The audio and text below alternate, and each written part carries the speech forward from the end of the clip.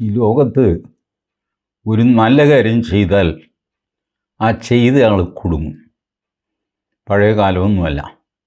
എല്ലാവർക്കും നന്മ ചെയ്യണം അങ്ങനെയൊക്കെ വിചാരിച്ചുകൊണ്ടിരുന്നു കഴിഞ്ഞാൽ നമ്മൾ കുഴപ്പത്തിലാവും. അതിൻ്റെ വലിയ ഉദാഹരണമാണ് പാകിസ്ഥാൻ. പാകിസ്ഥാൻ ട്രംപ് വിളിച്ചപ്പോൾ ആസിം മുനീർ അവിടെ പോയി സദ്യയൊക്കെ കഴിച്ചു. അപ്പോൾ ട്രംപ് പറഞ്ഞു, എടോ താൻ എനിക്ക് സമാധാനത്തിനുള്ള നോബൽ സമ്മാനം മേടിച്ചു തരണം, അതിനെ നോമിനേറ്റ് ചെയ്യണം. ഈ പറയുന്നത് കേട്ട് കഴിഞ്ഞാൽ ഇയാൾ നോമിനേറ്റ് ചെയ്താൽ ഉടനെ ആ സാധനം കിട്ടുമെന്ന്. എന്തുവായെങ്കിൽ ഇവിടെ ഒരു പരസ്യം ഒരു ഇളക്കമൊക്കെ ഉണ്ടാക്കാമല്ലോ എന്ന് വിചാരിച്ചിട്ടാണ് ട്രംപ് ഇത് പറഞ്ഞത്. ആസിം മുനീർ അത് സമ്മതിച്ചു, വിളിച്ച് പറയുകയും ചെയ്തു. മാത്രമല്ല പാകിസ്ഥാൻ അവരുടെ ഒഫീഷ്യൽ ഹാൻഡിലിൽ നിന്ന് ഗവൺമെൻറ് ഓഫ് പാകിസ്ഥാൻ എന്നൊക്കെ പറഞ്ഞ് പച്ച കളറിൽ സോഷ്യൽ മീഡിയയിൽ ട്രംപ് പരമയോഗ്യനാണെന്നും അദ്ദേഹം വലിയ സമാധാനപ്രിയനാണെന്നും മഹാത്മാഗാന്ധി, ബുദ്ധൻ, യേശു ക്രിസ്തു ഇവരുടെയൊക്കെ എല്ലാം ചേർന്ന ഒരു കരുണാമയനായ മനുഷ്യനാണെന്നും അതുകൊണ്ട് നോബൽ സമ്മാനം കൊടുക്കാൻ സർവ്വഥാ യോഗ്യനാണെന്നും ഏത് വിധേനയും അദ്ദേഹത്തിന് ഇത് കൊടുപ്പിച്ചേ ഞങ്ങൾ അടങ്ങുള്ളൂ എന്നൊക്കെ പറഞ്ഞുകൊണ്ട് ഇവരൊരു മംഗളപത്രം സോഷ്യൽ മീഡിയയിൽ ഇറക്കി. അപ്പോൾ എല്ലാവരും കൈയടിച്ച് കൊള്ളാം എന്നൊക്കെ പറഞ്ഞു. ഉണ്ടചോറിന് നന്ദിയുള്ളവരാണ് പാകിസ്ഥാൻകാരെന്നൊക്കെ പറഞ്ഞു.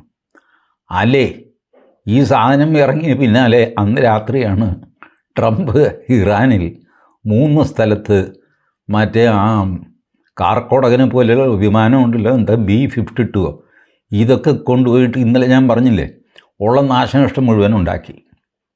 ഇപ്പം ഇങ്ങനെ നാശനഷ്ടം ഉണ്ടാക്കിയ ആളിനെയാണോടാ നീ നോബൽ സമ്മാനത്തിന് റെക്കമെൻഡ് ചെയ്തെന്ന് പറഞ്ഞ് നാട്ടുകാരെല്ലാം കൂടെ പാകിസ്ഥാനെ ചീത്ത വിളിക്കാൻ തുടങ്ങി. ചീത്ത വിളി കൊണ്ട് പാകിസ്ഥാന് പുറത്തിറങ്ങി നടക്കാൻ മേല.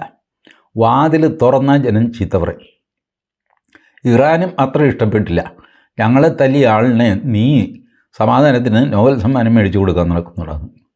അല്ല, അങ്ങനെയൊന്നും അല്ല ചേട്ടാ എന്നൊക്കെ പറഞ്ഞിട്ട് പാകിസ്ഥാൻ ആകെ കുഴപ്പത്തിലായി. പാകിസ്ഥാൻ പറഞ്ഞു ഇറാനെ ആക്രമിച്ചത് ഒട്ടും ശരിയായില്ല, ഇതൊക്കെ എന്ത് മര്യാദകളാണ്, ഞങ്ങളിതിനെ അതിശക്തമായി അപലപിക്കുന്നു എന്നൊക്കെ പറഞ്ഞു. ഇത് പറഞ്ഞു കഴിഞ്ഞപ്പോൾ ട്രംപിൻ്റെ ഫോൺ വന്നു. നീ എന്താ പറഞ്ഞ്, ഞാൻ കൊള്ളില്ലാത്തവനാണെന്നോ? നീ അല്ലേടാ എന്നെ സമാധാനത്തിൻ്റെ നോബൽ സമ്മാനത്തിന് ശുപാർശ ചെയ്ത്? ചേട്ടാ ഇത് ജീവിച്ചു പോകണ്ടേ ചേട്ടാ, ഞാൻ മറ്റേയാൾ വല്ലാതെ ദേഷ്യപ്പെട്ടപ്പോൾ ഞാനൊരു നമ്പർ അടിച്ചതാണ്. തൊട്ടു പിന്നാലെ ചൈന വിളിച്ചു. എന്തോ നാടകമാണ് നീ കളിക്കുന്നത്? നീ അമേരിക്കയിൽ പോയി അവൻ്റെ ചാപ്പാടടിച്ചിട്ട് അവന് നോബൽ സമ്മാനം വേണമെന്ന് പറയുന്നു. ഇവിടെ വന്നിട്ട് ഇറാൻ്റെ കൂടെ നിൽക്കുന്നു. എനിക്കൊരു വിലയില്ലേ? എടാ നീയുമായിട്ട് കൂട്ടുകൂടിയ എന്നെ പറഞ്ഞാൽ മതിയല്ലോ എന്നൊക്കെ പറഞ്ഞിട്ട് ചൈന ഒരു മുസ്ലിം ചീത്ത അവരും വിളിച്ചു. അവരോടും അവതാ പറഞ്ഞു. കാരണം അവരാണ് 10 കാശൊക്കെ തരുന്നത് പാകിസ്ഥാന്. ചുരുക്കി പറഞ്ഞു കഴിഞ്ഞാൽ പാകിസ്ഥാൻ ഇപ്പോൾ ഈ എല്ലാവരുടെയും മുമ്പിൽ മാപ്പ് പറഞ്ഞ് ഇങ്ങനെ പോവുകയാണ്. ശത്രുക്കൾക്ക് പോലും ഈ ഗതി വരുത്തരുതെന്നാണ് എൻ്റെ പ്രാർത്ഥന. പാവങ്ങളാണ്, വയറ്റിപ്പഴുപ്പിന് വേണ്ടിയിട്ട് എന്ത് ചെയ്യും മനുഷ്യനെ. ഈ വിശപ്പ് ഒരു പ്രാഥമിക വികാരമാണില്ല. അപ്പോൾ അതിന് ആഹാരം ആര് തരുന്നു, കാശ് ആര് തരുന്നു, അവന് വേണ്ടിയിട്ട് സിന്ദാബാദ് വിളിക്കും. ഇതാണ് പാകിസ്ഥാൻ ചെയ്യുന്നത്. പാകിസ്ഥാൻ എന്ന രാജ്യം നമുക്ക് വാടകയ്ക്ക് എടുക്കാം, കാശ് കൊടുത്തു കഴിഞ്ഞാൽ നമുക്ക് അനുകൂലമായിട്ടും പാകിസ്ഥാൻ പറയുന്ന ഒരു സ്ഥിതിയിൽ പാകിസ്ഥാൻ എത്തി. എന്നാൽ പാകിസ്ഥാൻ്റെ കയ്യിൽ ആറ്റം ബോംബുണ്ട് താനും. ഇതാണ് ആറ്റം ബോംബിൻ്റെ ബ്ലാക്ക് മെയിൽ അവസാനിച്ചു എന്ന് നരേന്ദ്രമോദി പറയാൻ കാര്യം. ഇത് നീ അവിടെ വെച്ചുകൊണ്ടിരിക്കുകയുള്ളൂ, നിനക്കിതൊന്നും ചെയ്യാൻ സാധ്യമല്ല. കാരണം നീ കണ്ടവനെയും കടിയവനെയും ഒക്കെ കാല് പിടിച്ചാണ് ജീവിക്കുന്നത്. പിന്നെ നിൻ്റെ ബോംബല്ല, നീ തന്നെ അവരുടെ അടിമയാണ്. അവർ പറഞ്ഞാലേ നിനക്ക് എന്തെങ്കിലും ചെയ്യാൻ പറ്റുള്ളൂ. അതുകൊണ്ട് പോടാ ചെറുക്കാന്നൊക്കെ പറഞ്ഞിട്ട് മോദി ഒരാട്ടാട്ടി. ട്രംപ് മോദിയെ വിളിച്ചു. ചേട്ടാ വരുന്നോ? മോദി പറഞ്ഞു ഞാൻ വരുന്നില്ല, എനിക്ക് വേറെ പണിയുണ്ട്. കാരണം ഈ നാടകത്തിനൊന്നും കൂട്ടു നിൽക്കാനായിട്ട് നമ്മളെ കാരണവർ തയ്യാറല്ല. വെറുതെ പേര് ചീത്തയാക്കാനായിട്ട് ഈ അലമ്പന്മാരുടെയൊക്കെ കമ്പനിയിൽ പോയിട്ട് എന്ത് കാര്യം. അപ്പം ഞാൻ ഇന്നലെ വിചാരിച്ചത് എന്താണെന്ന് വെച്ചാൽ ഈ ആക്രമണത്തോടെ ഈ യുദ്ധം ശരി തീർന്നു എന്ന് പറയും. ഓഫ് റാമ്പ്, ഇന്നലെ ഞാൻ പറയും ഓഫ് റാമ്പ്. അപ്പോൾ ഇസ്രായേലും അമേരിക്കയും ഈ വരമ്പത്തുനിന്ന് ഇറങ്ങും. ഇനി ഇറാൻ മാത്രമേ ഇറങ്ങാൻ ബാക്കിയുള്ളൂ. ഞാൻ പിന്നെ കാണിച്ചു തരാമെന്നോ അങ്ങനെ എന്തെങ്കിലും ഒരു ഡയലോഗ് അടിച്ചിട്ട് ഇറാനും താഴെ ഇറങ്ങുമെന്നാണ് ഞാൻ വിചാരിച്ചത്. അവരിറങ്ങാൻ തയ്യാറല്ല. അവരിത് ഇന്ന് എത്ര പേരെ ആക്രമിച്ചെന്നറിയാം. ഞാൻ പേര് മറന്നു പോകാതിരിക്കാനായിട്ട് എഴുതി വെച്ചിരിക്കുക. ഖത്തറിൻ്റെ തലസ്ഥാനത്ത് ദോഹയുടെ ആകാശത്ത് വലിയ മിസൈൽ. ഖത്തർ അത് വെടിവെച്ച് താഴെ ഇട്ടു. നല്ലൊരു വെടിക്കെട്ട് കാണാൻ പറ്റി അതിൻ്റെ വീഡിയോയിൽ. അൽ ഉദീദ് അങ്ങനെ ഒരു അമേരിക്കയുടെ താവളമുണ്ട് ഖത്തറിൽ. ഞാനിപ്പോഴേ ഇതൊക്കെ അറിയുന്നു. ഇതൊക്കെ എന്തെല്ലാം സാധനം ഇവിടെയൊക്കെ ഉണ്ട്, നമ്മളിത് വല്ലതും അറിയുന്നുണ്ടോ?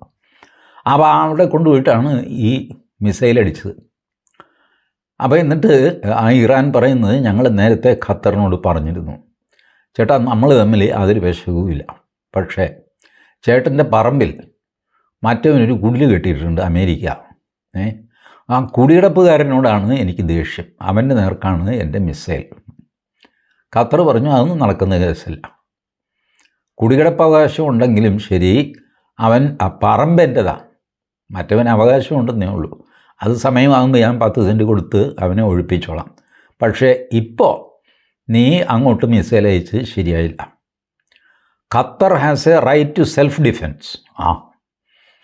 ആര് പറഞ്ഞു? നമ്മുടെ ഫ്രാൻസ് പറഞ്ഞു. എല്ലാവരും ഇപ്പോൾ സെൽഫ് ഡിഫെൻസിന് അവകാശമുണ്ടെന്നാണ് പറയുന്നത്. ആരും ആരെയും ആക്രമിക്കാറില്ല. നമ്മളെ ആക്രമിക്കാൻ പറ്റും സെൽഫ് ഡിഫെൻസ്. നമ്മളും അങ്ങനെ പറഞ്ഞിരിക്കുന്നു. നമ്മൾ പാകിസ്ഥാനെ ആക്രമിച്ചതിന് സെൽഫ് ഡിഫെൻസ്. അതായത് പറയുമ്പോൾ പാകിസ്ഥാൻ എന്തോ നമ്മളെ ആക്രമിക്കാൻ വന്നു, അപ്പോൾ നമ്മൾ തിരിച്ചാക്രമിച്ചു എന്ന് തോന്നും. ബട്ട് സംഭവം എന്താണെന്ന് കഴിഞ്ഞാൽ നമ്മൾ അങ്ങോട്ട് കയറി ഗർമേ ഗുസ്കെ മാരേങ്കെ, ഇതാണല്ലോ നമ്മുടെ പ്രധാനമന്ത്രി പറഞ്ഞത്. അങ്ങനെ വീട് കയറി തല്ലിയിട്ട് പറയുകയാണ് ഞാൻ പ്രതിരോധം. ഇവിടെ നമ്മുടെ പോപ്പുലർ ഫ്രണ്ടുകാർ പരസ്യപ്പെടുത്തിയില്ലേ, പ്രതിരോധം അപരാധമല്ല. അപ്പോൾ അപരാധമല്ലാത്ത സ്ഥിതിക്ക് നമ്മൾ എന്താ ചെയ്യേണ്ടത്? എല്ലാ സാധനത്തെയും പ്രതിരോധം എന്ന് വിളിക്കുക. ബലാത്സംഗം ചെയ്താലും പ്രതിരോധമാണ്, അതുകൊണ്ട് അത് അപരാധമല്ല. ഞാൻ ആ പെങ്കൊച്ചിനെ ബലാത്സംഗം ചെയ്തില്ലായിരുന്നെങ്കിൽ അവൾ എന്നെ ബലാത്സംഗം ചെയ്യുമായിരുന്നു എന്ന് പറഞ്ഞുകൊണ്ട് അവളെ ബലാത്സംഗം ചെയ്യുക. എന്തെല്ലാം തമാശയാണ് ലോകത്തിൽ. അതിരിക്കട്ടെ. അപ്പോൾ ഖത്തറിൽ ഷോർട്ട് ആൻഡ് മീഡിയം റേഞ്ച് മിസൈലൊക്കെ ഇവരയച്ചു. അത് കൂടാതെ Kuwait, Bahrain, Iraq, Syria, Egypt ഇത്രയും രാജ്യങ്ങൾ അവരുടെ എയർപോർട്ടുകൾ താൽക്കാലികമായിട്ട് അടച്ചു. ഇത്രയും പേര് അടച്ചതുകൊണ്ട് നമുക്ക് നമ്മുടെ മംഗലാപുരം എയർപോർട്ട് അടയ്ക്കേണ്ടി വന്നു. കാരണം അങ്ങോട്ടൊക്കെയുള്ള ഫ്ലൈറ്റ് ഒന്നുമില്ല. പിന്നെ എന്തിനാണ് നമ്മളെ എയർപോർട്ട് തുറന്നു വെച്ചിരിക്കുന്നത്? നമ്മുടെ അത്യാവശ്യം ബോംബെക്കോ ഇതിനൊക്കെയുള്ള ഫ്ലൈറ്റ് മാത്രം മതി. എടാ പലകീട 1-2 ഫ്ലൈറ്റിന് വേണ്ടിയിട്ട് ഈ മംഗലാപുരം തുറന്നിരുത്തിട്ട് എന്ത് കാര്യം? 10 പൈസ കിട്ടപ്പോരുമില്ല. അങ്ങനെയല്ല ചേട്ടാ, നമുക്ക് അകത്തുള്ള ഫ്ലൈറ്റ് ഓപ്പറേറ്റ് ചെയ്യാം. ഇങ്ങനെയൊക്കെ പറഞ്ഞ് നിൽക്കുകയാണ് നമ്മുടെ മംഗലാപുരം എയർപോർട്ട്. ചെറിയൊരു എയർപോർട്ടാണ്, ജീവിച്ചു പോകണ്ടേ? 10 പൈസ കിട്ടപ്പോരില്ല, പിന്നെ ഇത് തുറന്നു വയ്ക്കുന്നത് എന്തിനാണ്? ഇതുകൂടാതെ സൗദി അറേബ്യയും UAEയും ശ്വാസം പിടിച്ചിരിക്കുകയാണ്. എപ്പോഴാണ് ഇവർക്കുമൊക്കെ ഉണ്ട് ഈ കുടികിടപ്പ്, അമേരിക്കയുടെ കുടികിടപ്പ് ഇവർക്കെല്ലാം ഉണ്ട്. എന്താ നേവൽ ബേസ്, എയർ ബേസ്, ഇങ്ങനെയൊക്കെ പറയും. സംഗതി 10, 65, 100, 200 ഏക്കറാണ്. അല്ലാതെ നമ്മളെപ്പോലെ 10 സെൻറ്റ് 5 സെൻറ്റ് കുടികിടപ്പല്ല ഇത്. ഞാനത് ഒരു ഭംഗ്യന്തരമാണ് പറഞ്ഞതേ ഉള്ളൂ. സംഭവം 10, 200, 300, 400 ഏക്കറൊക്കെയാണ് ഇവർ വളച്ച് കിട്ടിയിട്ട് അതിനകത്ത് ആയുധം സംഗതിയൊക്കെ വെച്ച് എല്ലാം ഞങ്ങൾ സംരക്ഷിച്ചോളാം എന്ന് പറഞ്ഞ് നിൽക്കുകയാണ്. സൗദി അറേബ്യയിൽ നിങ്ങൾക്കറിയാം, മക്ക മദീനയെ സംരക്ഷിക്കുന്നത് ഇസ്രായേലിൻ്റെ പാട്രിയോട്ട് മിസൈലാണ്. പാട്രിയോട്ട് മിസൈൽ ഇസ്രായേലാണ് മക്കയും മദീനയും സംരക്ഷിക്കുന്നത്. ഇത് പറഞ്ഞാൽ ഇവിടുത്തെ ജിഹാദികൾ തല്ലാൻ വരും നമ്മളെ. ഈ സത്യാവസ്ഥ ഇവരെ അറിയുന്നില്ല. സൗദി അറേബ്യയിലെ മുഹമ്മദ് ബിൻ സൽമാൻ രാജാവിനെ തലക്കെട്ടുകാരും താടിക്കാരും ചെന്ന് കണ്ടു. എന്നിട്ട് അവർ പറഞ്ഞു, മതി, ഇത് നമുക്കൊരു നാണക്കേടും കുറച്ചിലുമാണിത്. ഇസ്രായേലിൻ്റെ ഇത് പാട്രിയോട്ട് മിസൈൽ വെച്ചിട്ടാണോ മക്കയ്ക്കും മദീനയ്ക്കും സംരക്ഷണം കൊടുക്കുന്നത്? അപ്പോൾ MBS എന്നറിയപ്പെടുന്ന മുഹമ്മദ് ബിൻ സൽമാൻ ചോദിച്ചു, ശരി, വേറെ ഏത് മിസൈലാണ് കയ്യിലുള്ളത്? അത് പറഞ്ഞേ. മുസ്ലിം രാജ്യങ്ങളുടെ മിസൈലുകൾ വയ്ക്കണം. ശരി, ആരുടെ കയ്യിൽ എന്ത് മിസൈലുണ്ടിടും? മിസൈലുള്ള ഒരു പ്രസ്ഥാനം ഇറാനാണ്. അവൻ ഷിയായാണ്. അവൻ മക്ക മദീന സംരക്ഷിക്കാൻ അവൻ മിസൈൽ തരുമോ? തന്നാൽ തന്നെ അവനെ വിശ്വസിക്കാൻ കൊള്ളുമോ? ഓർക്കാപ്പുറത്ത് ഈ മിസൈൽ തന്നെ അങ്ങ് കയറി പോകുന്നതാണെങ്കിലോ പിന്നെ ആരാ തരാനുള്ളത്? ഇസ്രായേൽ പറഞ്ഞു ഞങ്ങൾ തരാം. അല്ല, നമ്മൾ 1400 വർഷം പഴക്കമുള്ള സംസ്കാരം. MBS പറഞ്ഞു ശരി, സംസ്കാരത്തിന് പഴക്കമുണ്ട്, ആയുധം വേണ്ടേ? അപ്പോൾ പറഞ്ഞു ഖുറാനിൽ ആയുധങ്ങളെപ്പറ്റി പറഞ്ഞിട്ടുണ്ട്. പുള്ളി പറഞ്ഞ ആ പേജ് എടുത്ത് ഖുറാനിലെ ആയുധങ്ങൾ.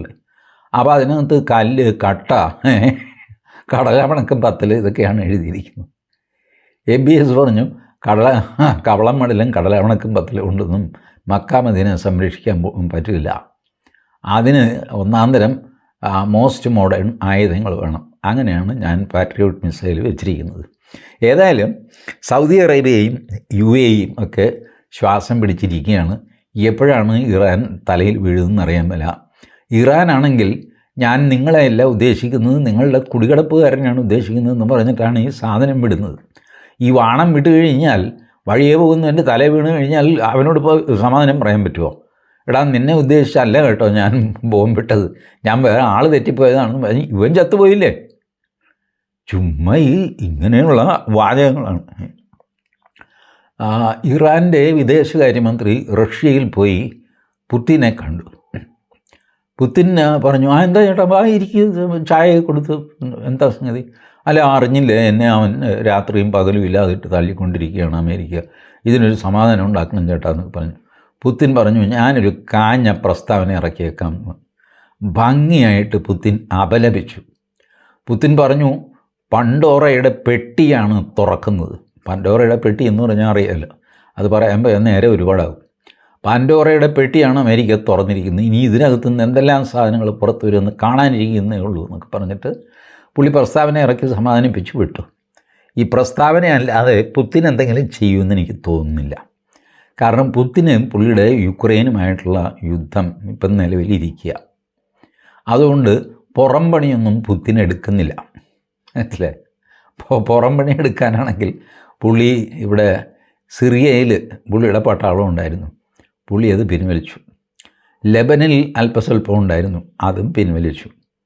ഇങ്ങനെ മറ്റ് ആക്ടിവിറ്റീസൊക്കെ ഈ വലിയ മറ്റേ തല്ലുകാർക്കൊക്കെ അവരുടെ വീട്ടിൽ തല്ല് നടക്കുമ്പോൾ പുറത്തെ തല്ലിന് കൊട്ടേഷൻ എടുക്കാൻ പറ്റുകയില്ലല്ലോ. ആ അവസ്ഥയാണ് പുത്തിൻ്റെ. പുത്തിൻ ഈ സെലൻസ്കിയുമായിട്ടുള്ള അടി തീർന്നിട്ടേ ഇനി വേറെ ഏതെങ്കിലും അടിയിൽ ചെല്ലുള്ളൂ. മാത്രമല്ല അങ്ങനെ അടി കാണുമ്പോൾ ചൊറിഞ്ഞ് ചാടി വീഴുന്ന ആളുമല്ല പുത്തിൻ. എന്തു ചെയ്യും? പിന്നെ ഉള്ളത് ചൈനയാണ്. ചൈന ജന്മം ചെയ്താൽ അവരുടെ പട്ടാളക്കാരെ വിട്ട് അവരൊരു യുദ്ധം നടത്തില്ല. അവർ ആയുധമൊക്കെ തരും, വിമാനത്തിന് വിമാനം, ഈ പറക്കുകയില്ല എന്നുള്ള ഗ്യാരണ്ടി ഒന്നുമില്ല, പക്ഷേ വിമാനം അവർ തരും. ഇങ്ങനെയൊക്കെ കൊടുക്കും എന്നുള്ളതല്ലാതെ അവർ ഇതിൽ ഇടപെടില്ല. ചുരുക്കി പറഞ്ഞാൽ പിന്നെ ഇറാനെ സഹായിക്കാൻ ആരുമില്ല. ഇറാൻ ഒറ്റയ്ക്കായി. ഇറാൻ ഇപ്പോൾ ഒരു തോന്നൽ എന്താണെന്ന് വെച്ചാൽ ഈ അമേരിക്കൻ വിമാനങ്ങൾ വന്നല്ല, ഇതിന് 3 വഴിയുണ്ട് വരാൻ. ഒന്ന് തെക്കുന്ന് വരാം, ഡീഗോ ഗാർഷ്യ, പിന്നെ കിഴക്കുന്ന് വരാം, പിന്നെ പടിഞ്ഞാറുന്ന് വരാം. അമേരിക്ക പറഞ്ഞിരിക്കുന്നത് പടിഞ്ഞാറുനിന്നാണ് ഞങ്ങൾ വന്നതെന്നാണ്. ഇറാൻ അത് വിശ്വസിക്കുന്നില്ല.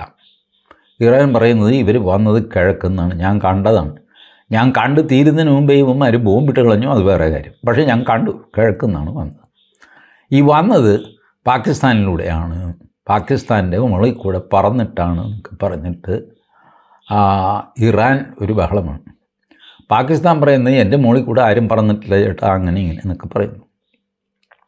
മാത്രമല്ല നമ്മുടെ പേരും പറഞ്ഞു, എൻ്റെ ആകാശത്തിൽ കൂടെ അല്ലെങ്കിൽ ഇന്ത്യയുടെ ആകാശത്തിൽ കൂടെയാണ്. ഇനി അങ്ങനെ ആണോന്നും എനിക്കറിയാമില്ല കേട്ടോ. ഡീഗോ ഗാർഷ്യ തെക്കുന്നാണ് വരുന്നതെങ്കിൽ ചിലപ്പോൾ നമ്മുടെ ഇന്ത്യൻ എയർ സ്പേസിൽ കൂടെ ഈ സാധനം പോയി വരും, നമുക്ക് പറയാൻ പറ്റില്ല. അപ്പോൾ ഏതായാലും ഇറാൻ അക്കാര്യത്തിൽ സകലരുമായിട്ട് ഉടക്കി നിൽക്കുകയാണ്. സകലരുമായിട്ട്, ഇന്ത്യയുമായിട്ട് മാത്രം ഉടക്കൊന്നുമില്ല. കാരണം മോദി ഈ ബോംബ് വീണ പിന്നാലെ പുള്ളിയുടെ ഫോണും ചെന്നു. അപ്പോൾ പറഞ്ഞു ചേട്ടാ മെനകേടായിപ്പോയി, ഞങ്ങൾക്ക് ഇതിനോടൊന്നും യോജിപ്പൊന്നുമില്ല എന്നൊക്കെ പറഞ്ഞു. അപ്പോൾ ഖമനേയി പറഞ്ഞു ഞാൻ ആ കടലിടുക്കുണ്ടല്ലോ ആദ്യം ഞാനങ്ങ് അടച്ചു കളയും എന്ന് പറഞ്ഞു. ഏതിടുക്ക് വേണമെങ്കിലും അടയ്ക്കുകയോ തുറക്കുകയോ എന്താണെന്ന് വെച്ചാൽ ചെയ്തു, എൻ്റെ നെഞ്ചത്ത് കയറരുതെന്ന് പറഞ്ഞിട്ട് മോദി ഫോൺ വെച്ചു. ഇങ്ങനെ കടലിടുക്ക് ഏതായാലും അടയ്ക്കുന്നു, കടലിടുക്ക് അടയ്ക്കുക എന്ന് പറഞ്ഞാൽ 110 രാജ്യങ്ങൾക്ക് ദുരിതമുണ്ടാകുന്ന സംഗതിയാണ്. അതൊക്കെ വലിയ പ്രശ്നമായിട്ട് മാറും. ഇറാൻ വീണ്ടും ഒറ്റപ്പെടും. അപ്പോൾ ഇതിപ്പോൾ ഞാൻ അടയ്ക്കും കടലെടുക്കുന്ന 21 നോട്ടിക്കൽ മൈലുണ്ട്, 65 കിലോമീറ്ററാണ്.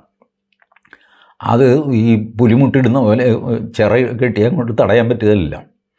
അപ്പോൾ ഇവൻ ചെയ്യുന്നത് അതിനകത്ത് കടലിനടിയിൽ മൈൻസ് സ്ഥാപിക്കുക, അത് പൊട്ടിത്തെറിക്കുക, GPS കണക്ഷൻ ഇല്ലാതെയാക്കുക, ഇങ്ങനെയുള്ള നമ്പറുകളൊക്കെയാണ് ഇറാന് ചെയ്യാൻ പറ്റുക. ഇതുവരെ അങ്ങനെ ചെയ്തിട്ടില്ല എന്ന് പറയുന്നു. ഇന്നലെ ചെയ്തു എന്നും വാർത്തയുണ്ടായിരുന്നു. ഇപ്പോഴത്തെ ഈ ഒരു സ്റ്റാറ്റസ് പറഞ്ഞു കഴിഞ്ഞാലേ വാർത്ത ഏതാ കള്ള വാർത്ത ഏതാന്ന് തിരിച്ചറിയാൻ പറ്റില്ല. നമ്മുടെ മൊബൈലിൽ നമ്മൾ കാണുന്ന പലതും വ്യാജ വാർത്തയല്ല, വീഡിയോ വരുമെന്നേ. അതല്ലേ സംഭവം. ഞാൻ എൻ്റെ വീഡിയോ എപ്പോൾ വരുമെന്ന് പേടിച്ചിട്ടിരിക്കുക. കാരണം ഒരു പയ്യൻ എന്നോട് പറഞ്ഞു, ചേട്ടൻ്റെ 10 മിനിറ്റുള്ള ഒരു വീഡിയോ പത്രികയിലെ ഒരു കഷ്ണം എനിക്ക് കിട്ടിക്കഴിഞ്ഞാൽ ചേട്ടനെ കൊണ്ട് എന്ത് തെറിയോ അത് എമ്മാടിത്തരവും ചെയ്യിക്കാൻ എനിക്ക് സാധിക്കും. ഞാൻ പറഞ്ഞു അതെങ്ങനെ? അതൊക്കെ അറിയണം. ഞാൻ പറഞ്ഞു എന്നാലും ചുണ്ടനങ്ങുന്നത് വരെ പെർഫെക്റ്റായിട്ട് ചെയ്യും എന്ന് പറഞ്ഞിട്ട് ഇവൻ രാഹുൽ ഗാന്ധിയും ഒരു പെണ്ണുമ്പിള്ളയും കൂടെ കെട്ടിപ്പിടിക്കുന്ന ഒരു വീഡിയോ എനിക്ക് അയച്ചു തന്നു. ഞാനിത് കണ്ട് ഞെട്ടിപ്പോയി. ശരിക്കും രാഹുൽ ഗാന്ധി കേട്ടോ, ശരിക്കും രാഹുൽ ഗാന്ധി ടീഷർട്ടും ഒക്കെ ഇട്ട് ഒരു വ്യത്യാസവും പെണ്ണും യഥാർത്ഥ പെണ്ണ് തന്നെ എന്ന് വിചാരിക്കും. നമ്മൾ ഇതുപോലെ ഞാൻ കണ്ടിട്ടുണ്ടല്ലോ, ഉച്ചയ്ക്ക് റോഡിൽ കണ്ടതാണല്ലോ എന്ന് വിചാരിക്കുന്ന ജാതി ഒരു പെണ്ണ്, അത്രയ്ക്ക് ഫെമിലിയർ ആയിട്ടുള്ള പെണ്ണ്. ഈ സാധനം എനിക്ക് അന്ന് ഞാനങ്ങ് ഞെട്ടിപ്പോയി. ഞാൻ പറഞ്ഞു എൻ്റെ പൊന്നുമോനെ ചതിക്കില്ലേടാ, നീ വയസ്സുകാലത്ത് നമ്മൾ ജീവിച്ചോട്ടെ, ഞാൻ പറഞ്ഞതേ ഉള്ളൂ എന്നൊക്കെ പറഞ്ഞു. അപ്പോൾ ഇവൻ ചെയ്യില്ലെങ്കിൽ വേറെ ആരെങ്കിലും ചെയ്യാമല്ലോ. അപ്പോൾ ഇങ്ങനെ ഫോട്ടോ, വീഡിയോ, വാർത്ത, അത് വലിയ പത്രങ്ങളിലേക്ക് വാർത്തയാണ് വരുന്നത്. ഇന്ത്യൻ എക്സ്പ്രസിൻ്റെ വാർത്ത, ടൈംസ് ഓഫ് ഇന്ത്യയുടെ വാർത്ത. നമ്മൾ വിചാരിക്കും ടൈംസ് ഓഫ് ഇന്ത്യയിലൊക്കെ വന്നതാണല്ലോ. ആ ടൈംസ് ഓഫ് ഇന്ത്യ അടക്കം കള്ളത്തരമാണ്. എന്ത് ചെയ്യും? ഈ പരിപാടി നടക്കുന്നുണ്ട്. ഇത് കേട്ട് മനുഷ്യൻ എന്തെങ്കിലും ഇറങ്ങി പുറപ്പെട്ട് കഴിഞ്ഞാൽ അയാൾ ഇളിഭനാകും. എൻ്റെ മൊബൈലിലുണ്ടെന്ന് പറയുമ്പോൾ ആ മൊബൈൽ കൊണ്ടുപോയി തോട്ടിക്കളയേട്ടാ,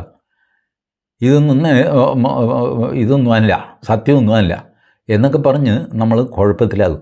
അതുകൊണ്ട് വാർത്തകൾ പെറുക്കിയെടുക്കാനും വലിയ പ്രയാസം. വിശ്വാസ്യതയില്ലാത്ത ഒരുപാട് കാര്യങ്ങൾ നടക്കുന്നു. അതിൻ്റെ മറവിൽ വിദഗ്ധരായ രാഷ്ട്രീയക്കാർ ഇതും ചെയ്യുന്നുണ്ട്. പറഞ്ഞത് പറഞ്ഞില്ല എന്ന് പറയുക, അത് കള്ള വീഡിയോ ആണെന്ന് പറയുക. എനിക്ക് 10 ചീത്ത പറയണമെന്ന് വെച്ചോ ആരെങ്കിലും, ഞാൻ 10 ചീത്ത അങ്ങ് പറയും. ചീത്ത പറഞ്ഞ് ഇഷ്യൂ ആയി കഴിയുമ്പോൾ ഞാൻ പറയും എനിക്കറിഞ്ഞു അത് ഫേക്ക് വീഡിയോ ആണ്, ഡീപ്പ് ഫേക്കാണെന്ന്, നല്ല ആഴത്തിലുള്ള ഫേക്ക്. എൻ്റെ വീഡിയോയും കൊണ്ട് ലാബറട്ടറിയിൽ ഫോറൻസിക് ലാബിൽ പരിശോധനയ്ക്ക് നാട്ടുകാർക്ക് വേറെ പണിയില്ലേ? എന്തെങ്കിലും ആയിക്കോ, കുറേ പേര് എന്നെ വിശ്വസിക്കും, കുറേ പേര് വിശ്വസിക്കില്ല, കുറേ പേര് മൈൻഡ് ചെയ്യില്ല, എങ്ങനെയെങ്കിലും തൊലയട്ടെ എന്ന് വിചാരിക്കും. അങ്ങനെ ലോകം വല്ലാതെ വഷളായിട്ട് നിൽക്കുകയാണ്. ഏതായാലും ഒരു കാര്യം, വഷളായവരുടെ കൂട്ടത്തിൽ പാകിസ്ഥാൻ നല്ല തരക്കേടില്ലാത്ത രീതിയിൽ വഷളായി നിൽക്കുകയാണ്. അങ്ങോട്ടും ഇങ്ങോട്ടും പോകാൻ ഇല്ലേ. മറ്റേ പണ്ട് ആപ്പൂരിയ കുരങ്ങനുണ്ടല്ലോ, ആപ്പൂരിയ കുരങ്ങൻ എന്ന് പറഞ്ഞാൽ ഇപ്പോൾ ആളുകൾക്ക് മനസ്സിലാകുമെന്ന് എനിക്കറിയില്ല. കാരണം ഈ അറക്കവാൾ വെച്ചല്ലല്ലോ ഇപ്പോൾ തടി അറുക്കുന്നത്, മില്ലിൽ കൊണ്ടുപോയിട്ടല്ലേ. അറക്കവാളുള്ള കാലത്താണ് തടി അറുക്കുക, അതിന് നടുക്ക് ആപ്പടിക്കുക, അതിൽ കുരങ്ങൻ കയറിയിരിക്കുക, ഇവൻ്റെ വാല് ആ ഗ്യാപ്പിൽ വീണു പോകുക, ഇവൻ തമാശയ്ക്ക് ഇളക്കി ആപ്പൂരുക, ആപ്പൂരുമ്പോൾ ടപ്പെന്ന് പറഞ്ഞ് തടി തമ്മിൽ അഴിച്ച് ഇവൻ്റെ വാലതിൽ കുരുങ്ങുക. ഇതാണ് ആപ്പൂരിയ കുരങ്ങൻ. പക്ഷേ ഈ പ്രക്രിയ കാണാൻ ഇപ്പോഴത്തെ കുട്ടികൾക്ക് ഭാഗ്യമില്ല, കാരണം ടെക്നോളജി മാറി. അപ്പോൾ ഇങ്ങനെ ഏതായാലും ആപ്പൂരിയ കുരങ്ങനായിട്ട് നിൽക്കുകയാണ് പാകിസ്ഥാൻ. ബാക്കി വിവരം വഴിയേ ഞാൻ പറയാം. ഈ പാകിസ്ഥാൻ നേരെ പോകില്ല കേട്ടോ, ഒരു നാളേക്ക് പോകില്ല. അങ്ങനത്തെ കളികളൊക്കെയാണ് പാകിസ്ഥാൻ കളിച്ചുകൊണ്ടിരിക്കുന്നത്. പിന്നെ ജീവിക്കാൻ വേണ്ടിയാണല്ലോ എന്ന് വിചാരിച്ചിട്ട് നമ്മളടക്കമുള്ള രാജ്യങ്ങൾ ഒരു ചിരിയോടെ പാകിസ്ഥാനെ അങ്ങ് വിടുന്നു, പോട്ടെ എങ്ങനെയെങ്കിലും ജീവിച്ചു പോട്ടെ പിച്ചച്ചട്ടിയുമായിട്ട് എന്ന് വിചാരിക്കുന്നു എന്നുള്ളതാണ് സത്യം. Thank you.